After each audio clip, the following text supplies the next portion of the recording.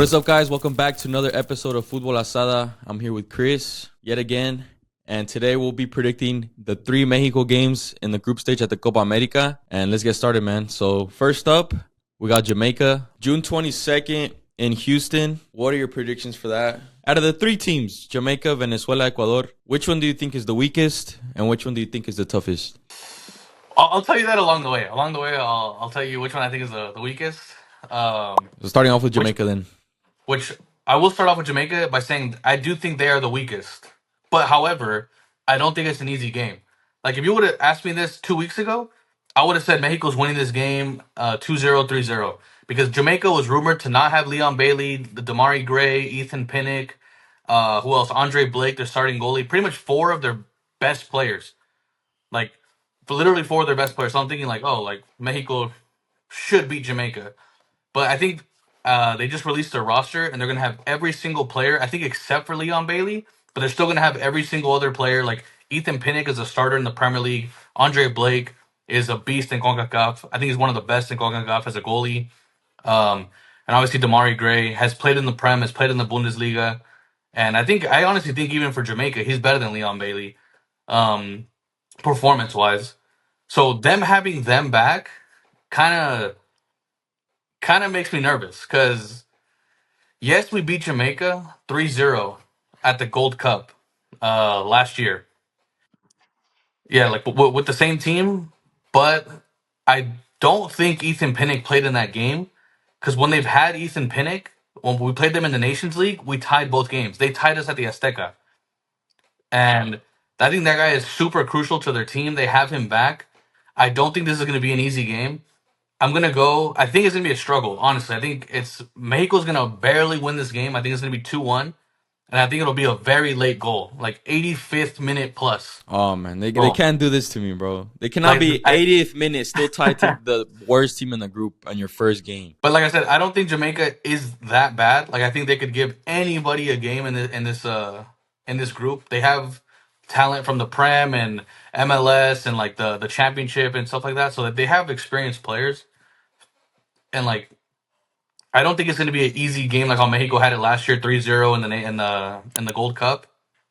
Um, Especially like there might be a bit of nerves from like Santi. Like this is like you're like the main guy now. Like you're the starter.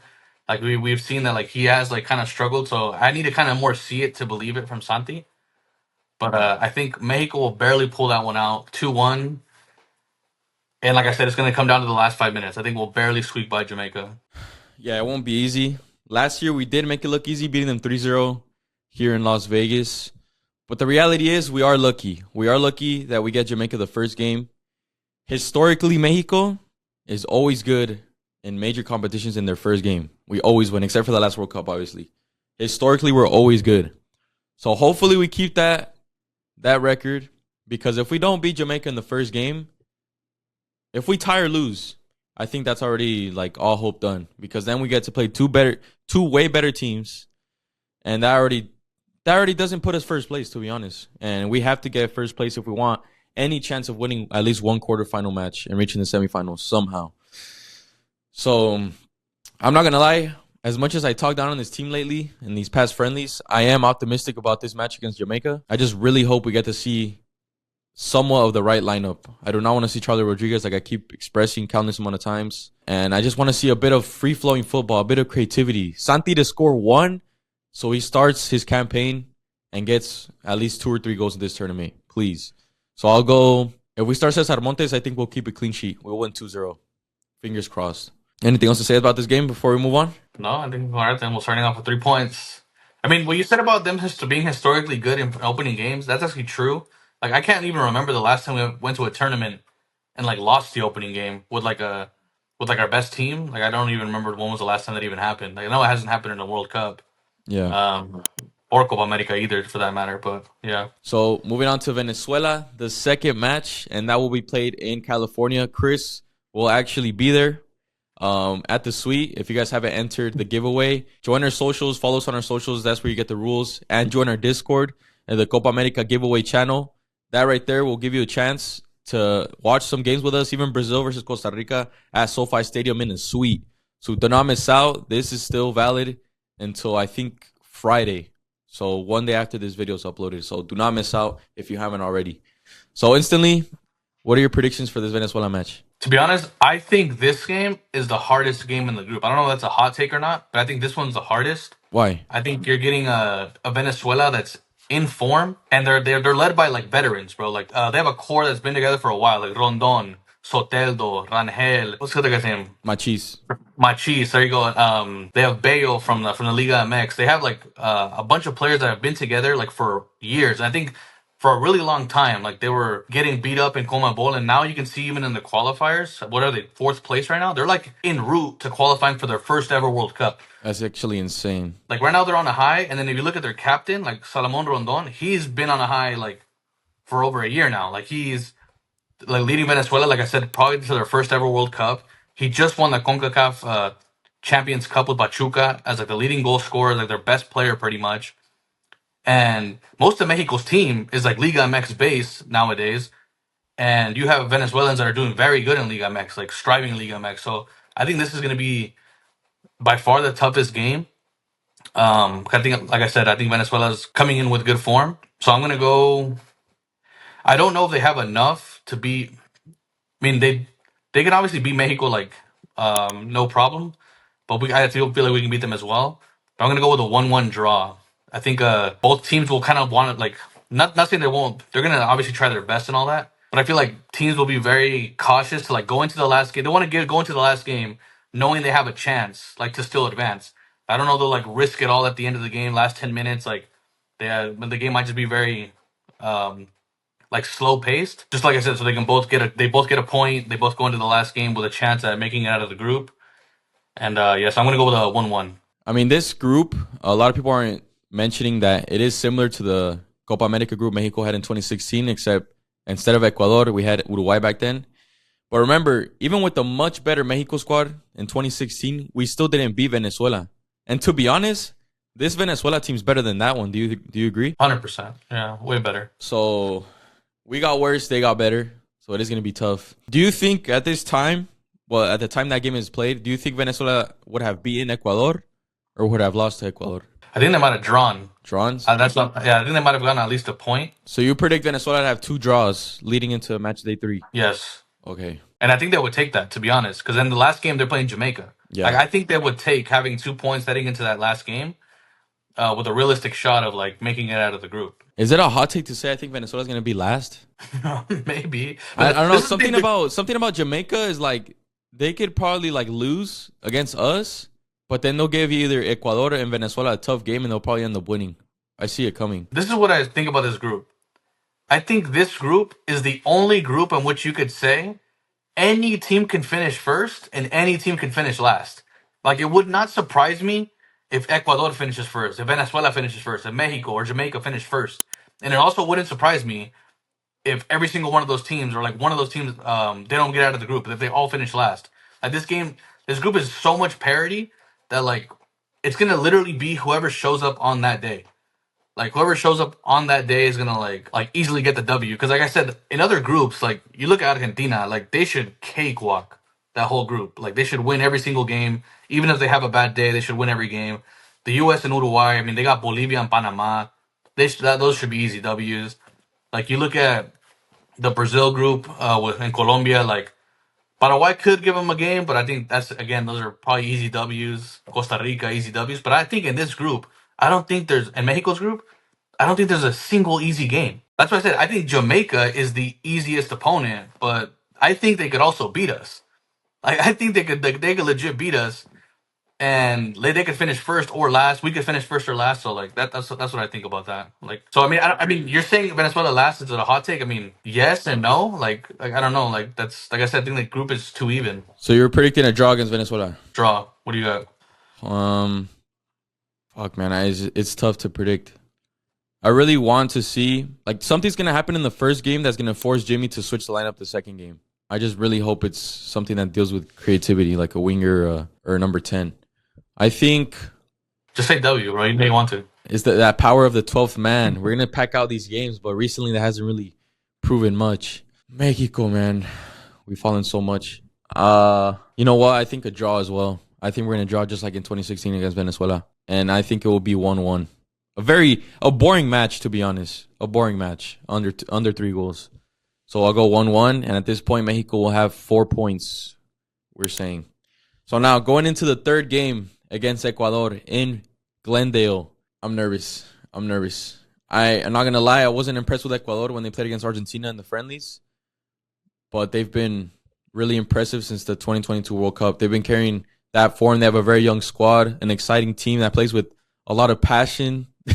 They play very physical, and I mean, we all know one of Mexico's weaknesses is physicality. Besides Julian Quinones, we don't really have a player that has strength. I think Julian Quinones and Edson Alvarez, and that's pretty much it. Because to be honest, even Johan Vasquez and Cesar Montes are at times weak, despite their stature. So I think that's the main thing that Ecuador will capitalize on when they play against Mexico. But that third game, give me Mexico to win. Give me Mexico to win. 2-1. 2-1. And I might sound crazy, but I think I am talking more with my heart instead of my head. But I'll say 2-1. Mexico to beat Ecuador. And that would qualify us, I think, first place. No? Yeah, Yeah. easily first place. Yeah, I mean, I don't know if this is a hot take or not, because everyone like outside of like the Mexico fan base, everyone thinks Ecuador is going to win our group, but they're kind of just doing that based on what's on paper. Like, oh, they have Moises Caicedo, they have Hincapié from Leverkusen, they have Kendry Paez, and this whatever, right? Everyone's kind of like picking Ecuador. I honestly don't think they're the hardest game in our group. I think Ecuador is slowly becoming overrated. And I don't know if that's a hot take or not. Us Mexico fans, why should we just concede the fact that Ecuador is better? Like, what has Ecuador done that us Mexicans should be like, oh, yeah, they're better? Like, think about this. This current, like, Ecuador historically is trash in the Copa America. Like, garbage. They are one of the worst teams in Copa America history. I think they have the second most losses, the most goals conceded, the worst goal differential in the history of the tournament. They've played in 29 Copa Americas. This is their 30th. They've never finished top 3. Never. Like ever in their history. Honduras in one try finished top 3 in the Copa America. Mexico has finished top 3 5 times in 10 tries. So we finished like half the time we've gone to the Copa America, we finished in the top 3. Ecuador in 30 tries has never finished top 3. Mm-hmm. So like they don't have a winning pedigree. And this doesn't even matter like back in the before the 80s when they were just terrible, but even like more recently, like in the 90s, early 2000s, 2010s when they had their golden generation of like Antonio Valencia to Ener Valencia, and like now like this younger team, like no matter what team they've had, they've always underperformed. Even this current generation of Ecuador, like what have I guess they're like good on paper, like their names, whatever, but like what have they actually done? Like think about it, this same core of players at the 2021 Copa America, the most recent one, they didn't win a single game in 5 games. 0 wins in 5 games. The very next year at the World Cup, they finished third place in the group, 4 points, just like Mexico. So that not in the Copa America, not in the World Cup have they done better than Mexico. And then even in their most recent friendly, we tied them 0-0, like in an 18 versus 18 back in 2022 before the World Cup. So they've done nothing for me to be like, yeah, they're gonna beat us, or yeah, they're our toughest game. And think about this: they're gonna be missing Estupiñan, missing Plata, like two of their key explosive players on the wings and wing back, whatever. So I don't know if this is a hot take, but I think Mexico wins this game. Not even a draw. Like I think we're winning this game, and this might be our most convincing win. I have us winning 3-1. You're crazy. I know Ecuador's defense is like all this, but I have us winning 3-1. I'm not believing no Ecuador hype. Bro, you're gonna get clipped, bro. If Ecuador comes out and beats us, I will put my hand up and say, okay, respect. You guys earned it. But I'm not going to give you respect beforehand when you have done nothing for me to be like, oh, you know what? Yeah, you guys are better. Like just because you have a few names on paper that look good. Oh, we have Moises Caicedo who sold for 100 million to Chelsea. Like great, but what does that mean? That has not translated to you guys being better than Mexico in any tournament at any point. So like you need to prove it to me. Like go and beat Mexico then. If until then, I think Mexico beats Ecuador. And my hot take is a lot of people, like I said, if you look at Twitter, you look at Instagram, you look at YouTube, whatever, most people have Ecuador finishing first place Oh yeah. just based off their names. Mm-hmm. But like again, I don't know if this is a hot take.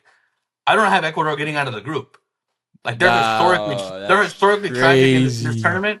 Give me Mexico first place, Venezuela second, Ecuador third, Jamaica fourth. The Ecuador, you're not getting out. Bro, that's Simple as actually that. insane. I think I disagree with you on that. I'll agree with you that we'll win, but I think you're counting them out a little too much because just the way these guys play, the physicality and le echan ganas, like all the way, it's gonna be tough for us to break them down, honestly. And the fact that we don't have creativity, like that's what I'm saying. I'm speaking more with heart than actual brain because I wouldn't be shocked if they do end up beating us. And they do. You're right. They don't have Gonzalo Plata. They don't have Estupiñan, but they still have Moises Caicedo. They still have what's his name, Sarmiento from he plays in England. They still have a veteran Ener Valencia, Kendry Páez, Caicedo, Hincapié. Even the right back, he's gonna be a tough player to go up against for Julian Quinones or whoever plays the left wing position for us. But the thing is, another thing about Ecuador is like they're not even coming. They're already like starting to fraud, bro. Like look how they're coming into this tournament. They look terrible against Argentina, and then in their very last preparation game, they needed an 89th minute goal to beat Honduras' B team. Honduras' B team, not their A team in Tegucigalpa or in San Pedro Sula. Like their B team, they needed an 89th minute goal. They're already starting to fraud, but this is when Ecuador comes out. Wait, Um, didn't we lose in Honduras though? in Honduras, A team, bro. They played Honduras as B team, Yeah. like in a neutral site, and you needed a last minute winner to get by them. Like, come on, bro. Like, like be real. I think Ecuador's already they're already like this is the time of the year when they become pecho frios. Like every 4 years, Copa America comes around. Doesn't matter what team they have, they stink it up. Like I said, I think Well, you're gonna get Ecuador. clipped.